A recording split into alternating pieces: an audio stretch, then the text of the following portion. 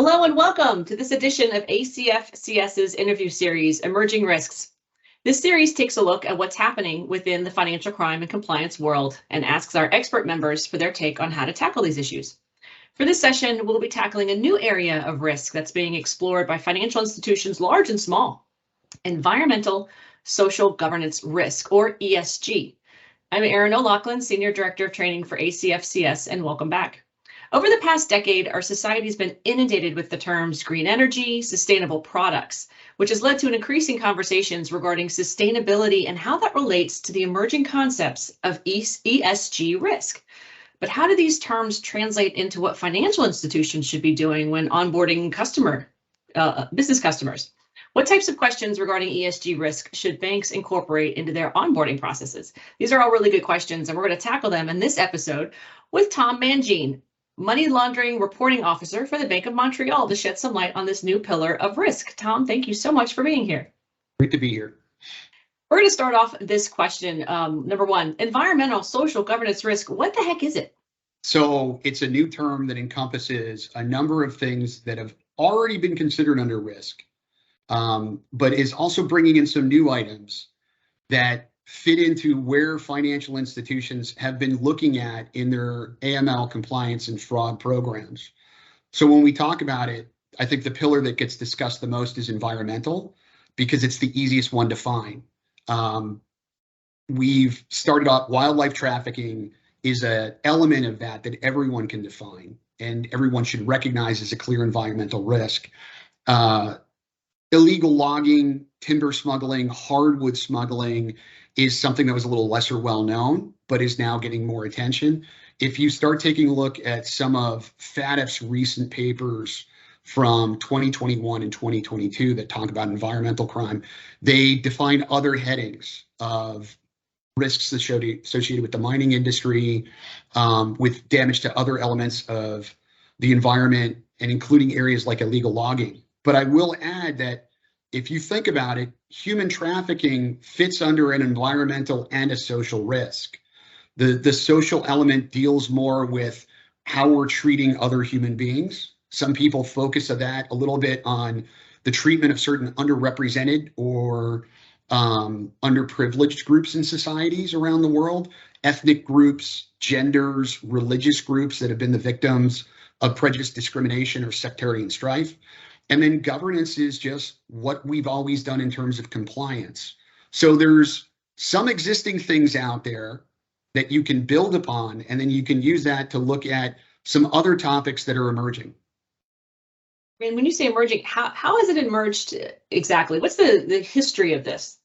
From my perspective, I think this really is a function and a natural development from some of the efforts that the financial industry has engaged in regarding human trafficking and wildlife trafficking. And as they increasingly partnered with the public sector, various government regulators and law enforcement, they not only demonstrated what they could do, but what motivated a lot of the employees. They wanted to make sure that they weren't supporting, just as 25 years ago, no one wanted to be supporting a third world dictator or a drug cartel. They started to expand into other ways to use the information they were getting from their investigations to combat certain crimes like human trafficking and wildlife trafficking.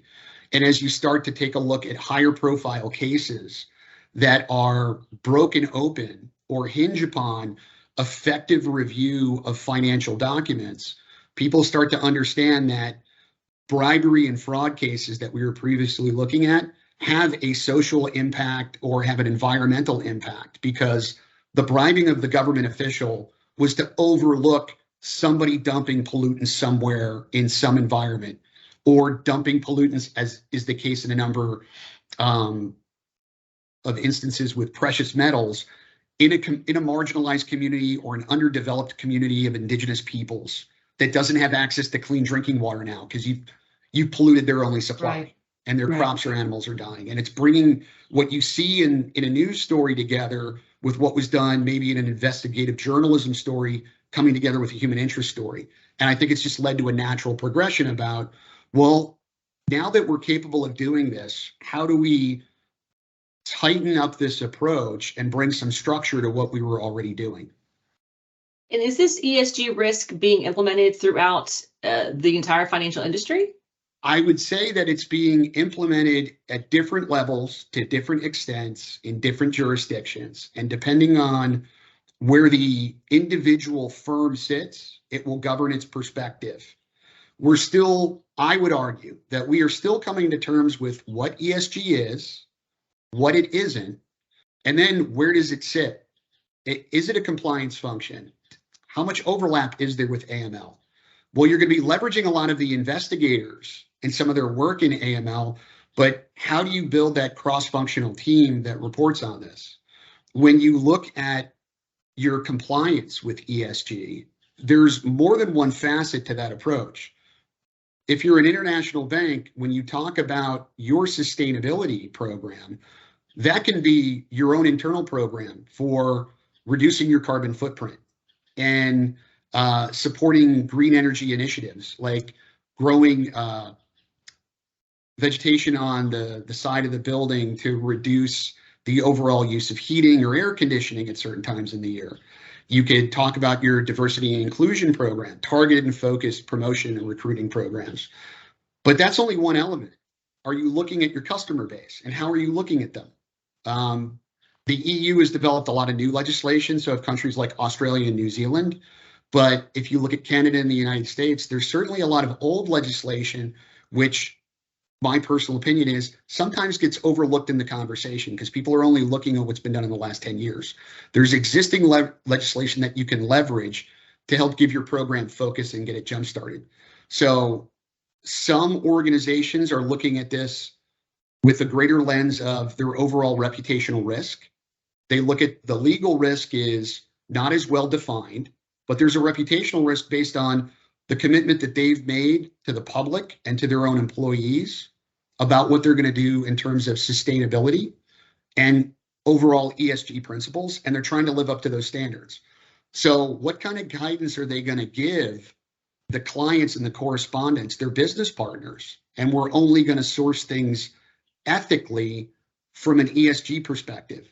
In that regard, I don't think it's too different from what we were seeing 10 years ago, where there was a push on a lot of international firms to look at their supply chains and make sure that they're sourcing this ethically. Are they operating in countries where the government is being bribed to give away licenses to high-priced international firms? Are they turning a blind eye to the exploitation of child labor in certain parts of the world?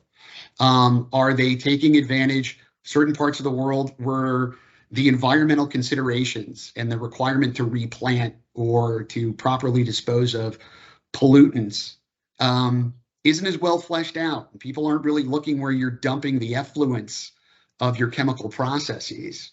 And so I would say it ranges from very little to very intense when you look at how is this being implemented. Very limited to very comprehensive in the same tone. And I think that's across every jurisdiction as well as across the globe. You mentioned that there's existing legislation. What exactly is that legislation? Is it US? Is it Canadian? So being an American, I will source some of the things that I've seen previously. I had the privilege to attend a number of discussions for the financial industry that were led over the last 2 years. They were mainly driven out of Europe, and they were pointing to recent legislation coming out of the EU. But one thing that I found interesting is in the discussions, people were unaware of requirements under OSHA or requirements under the Department of Labor that certainly fell under the pillars of environmental compliance.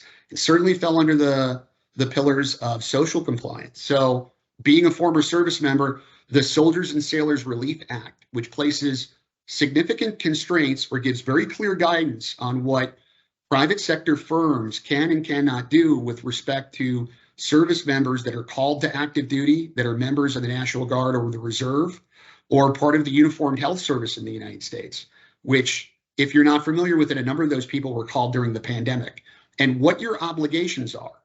And if you've never looked at that before, you won't realize it till somebody in your organization starts pointing out and saying, you can't do that. You need to protect that job while that person is off serving. And I think it's important to understand that you don't need to build everything, that there are actually some good legislation out there. In some ways that might place constraints on you. I personally think that that gives you a starting block. And so you don't have to invent the wheel. You have to maybe invent part of the wheel. Excellent. Yeah, I like that. Always trying to never reinvent the wheel. I can't stand doing that. And the reason why I asked that is because I have actually read the executive order from this administration, the U.S. administration, about cryptocurrencies and the executive order on that one. And within that executive order, there's a lot of talk in almost every paragraph about the environmental impact on, what cryptocurrencies can and can't do. Now, I didn't ask you this before the recording. Did you happen to read that at all? If not, that's fine. I have, and it gets to a larger discussion about how do we evaluate a cryptocurrency firm? How do we evaluate an exchange? Because they aren't doing any mining.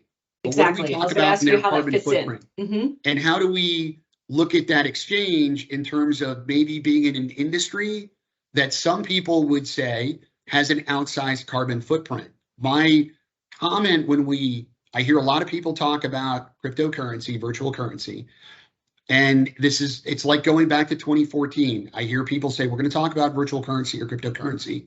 And then they talk about Bitcoin for the next 59 minutes. And then they say, exactly, we've had a great conversation about virtual currency. So we can't just point out what some miners have been doing, let's say in the People's Republic of China.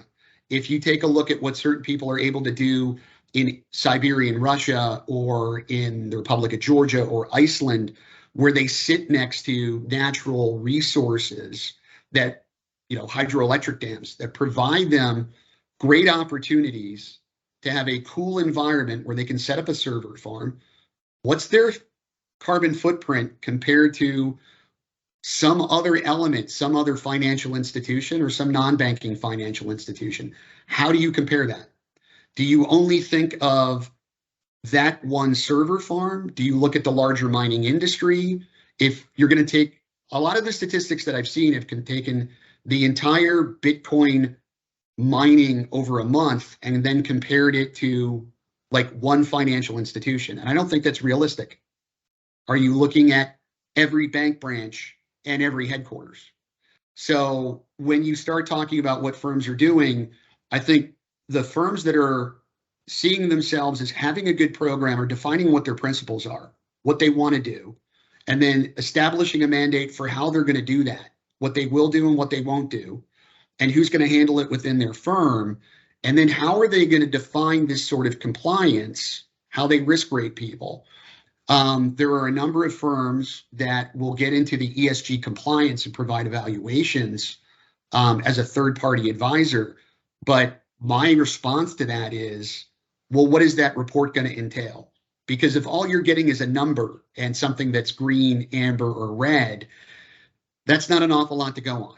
And sometimes what you think looks good, for a number of years, the state of California thought a number of automobile dealers were in full compliance with their higher emission standards.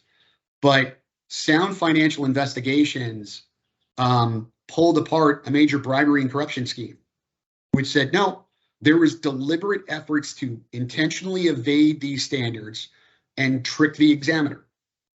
So how does that enter into what you're doing? And how does that impact how you view that firm and how well your compliance program is working? I'll take this in another extent. Australia and New Zealand try and set very high standards for environmental compliance in all regards.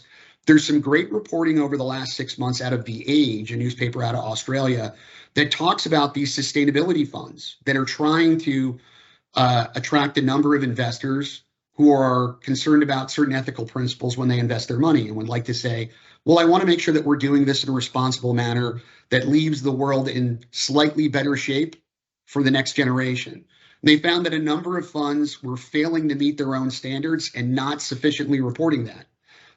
It's excellent reporting that should give everybody a moment to pause about how you're advertising or what people are saying publicly about their brand. And then how did they define it? And are you exploring that when you engage with your counterparties and customers in a certain way? And I don't want to be too pessimistic, but to say that you're sustainable can almost become the equivalent of saying, well, this product is fat-free. Well, how are we defining that? What is fat-free or low-fat soft drink?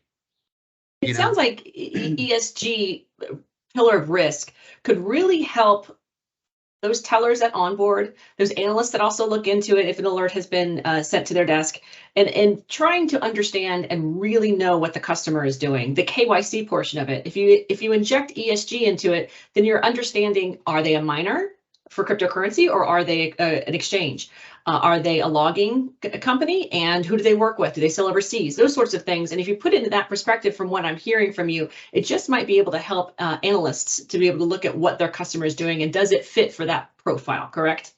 I think it does, and I think it forces you to reconsider what you might not have considered previously. So I'll give you an example. You're onboarding a new large firm in some sort of manufacturing capacity, whether it's cars, pulp wood products, or computers. If your adverse media searches, as part of your KYC process, identified fines for polluting the local water stream or killing off the local population of a certain deciduous tree or killing protected species and not really adequately taking appropriate measures, how would your firm or your institution looked at that from a risk rating 10 years ago? And somebody might easily have said, well, that's not really a financial crime. This is compliance with it's not compliance with export law. It's compliance with environmental considerations or workplace protections. But it gets into reputational risk. When would you escalate an issue like that for a frequent polluter of parts of like the Straits of Malacca or the Sea of Marmara? How would you evaluate that in your reputational risk 15 years ago as opposed to now? I would say 10 years from now or 15 years from now, you're going to look at that differently because your counterparties in the financial industry are going to look at that differently, and regulators are going to place increasing restrictions on ensuring that you're looking at those concerns and that you're applying some sort of standard for saying this is within an acceptable risk tolerance because we see a certain amount of improvement here. What set of standards are you using? Are you using the standards in which your firm is located, or are you using the standards of where this counterparty that might be in another part of the world on another continent is using? Well, the ethical or environmental law there isn't as robust or isn't as demanding. Yeah, has there been any, this is probably since it's a new pillar of the risk, it would be interesting to know if there's any studies done within our financial industries, whether it's US or international, to know whether any ESG kind of filter has helped to discover something such as trade-based money laundering cases within a particular bank or fraud, things like that. Have there been any studies on that, or is this too new?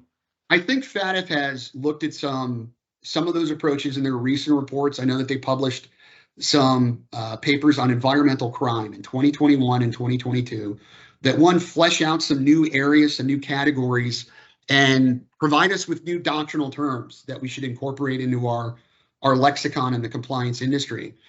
But I think a lot of this gets back to things that we've already been doing. If you've been doing sound KYC procedures to do your due diligence in your media searches and looking at more comprehensive looks of media to include social media reporting, online media reporting, and not just major media outlets, regional media reporting outside your particular part of the world as we get into a more international economy. And are you looking at stuff that's written in a different language and getting that translated for you somehow through some sort of tool? You'll find these reports of somebody contributing to the slaughter of a certain animal species, or engaged in wildlife trafficking, or supporting deforestation and bribery of certain government officials to overlook deforestation. And sound anti-bribery, anti-corruption investigation practices will help you pull out what's completely going on, giving you a sound, robust picture. I think it's just a matter of, well, what are we seeing our client or our partners doing here? Are they actually paying a bribe to somebody, or are they just buying wood or ivory from somebody that's not complying with certain international export restrictions. And by not doing that, they're not identifying that there is actually collusion or illegal activity further down the transaction chain or the supply chain. Thank you for bringing up FATF and some reports that our people can look at after this recording. Really appreciate it. Last question. Let's give our audience something to take back to their desks. You were talking about what to look at. How does this emerging pillar of risk play into investigations by fraud and AML investigators? Particularly, what can they look for to know what they're actually looking at? I think the first thing that fraud and AML investigators need to look at is what their internal firm is doing, what they're being asked to do. A number of AML people will say, is this really an AML issue? I don't think there's a lot of institutions or organizations out there that have an ESG investigation team to look at this. So it's going to involve a lot of the work and research that you're doing. You're going to be a part of it. So I think the first thing that you can do is take a look at some of FATF's recent publications focused on environmental crime.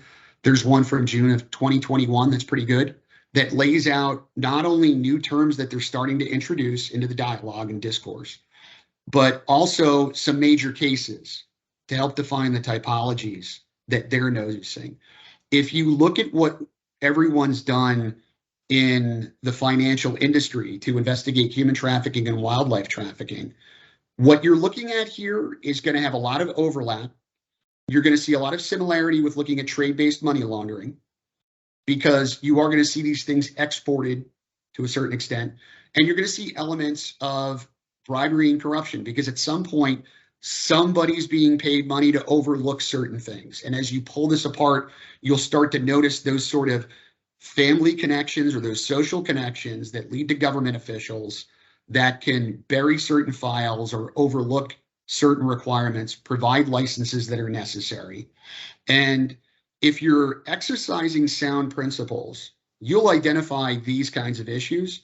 You'll look at slightly different documents, but you're going to be looking at customs documents in the same way that you're going to be looking at, if you're looking at an illegal timber case or illegal logging or illegal fishing case, you'll be looking at customs documents in the same way that you would be on a wildlife trafficking case or a trade-based money laundering case.